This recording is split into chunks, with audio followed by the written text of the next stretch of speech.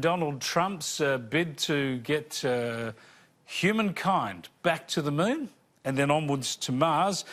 Scott Morrison getting on board with that mission. Australia actually trying to get involved in some of the work here. $150 million of your money going towards this effort. Have a look at Scott Morrison. 20,000 jobs in a $12 billion industry by 2030. That's why we're in it. And it has a great alignment, I think, with our other cooperation with the United States in other areas. So, and that's some of the discussions I've had around here this afternoon. I think it's seen very much as Australia understanding about where this is heading and positioning ourselves well to be part of what is going to be a very important and valuable supply chain.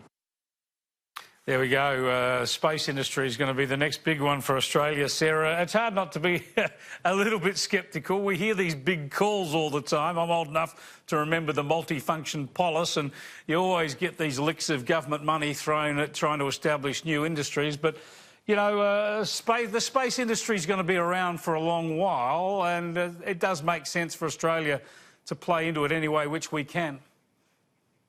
Yeah, absolutely. I think it definitely makes sense for them to play into it. I think you've put it really well. It's not going anywhere. I can only imagine more technology and jobs and innovations in that space. I mean, it's pretty exciting just for me. I always hear back at that first, moon landing, and it's such a thing of history. But to imagine all of that brought, into this time, and this could be the next mission, 2024, and going back to the moon and so on. It's pretty exciting as someone, a young person in Australia, that I could see that all kind of unfold.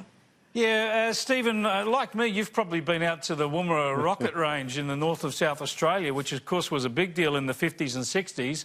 We let it go. There's some basic infrastructure still out there. It'll need to be modernised a lot.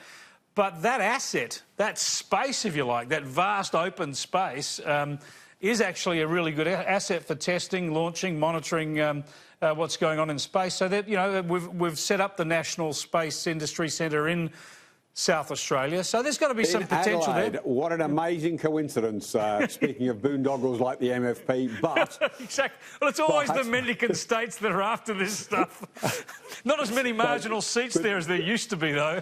But that's right, after that redistribution. But joking aside, look, I'm actually on a unity ticket with ScoMo on this. One of my former colleagues, Senator Kim Carr, used to regularly come to Cabinet with proposals, and I have to confess that there was a little bit of tittering around the Cabinet table when this issue came up. Kim's been a great champion on it, and to the credit of the Morrison government, they have embraced this.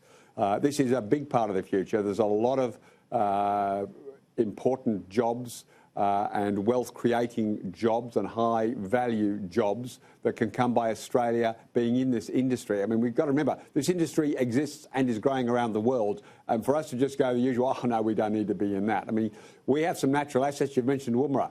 We also can launch rockets if we get our act together. We have the land mass that reaches right up towards the equator, where there is the important areas to be able to play such an active role in this, and so I am actually on a unity ticket with ScoMo and Trump, and I never thought I'd ever say those words in my life.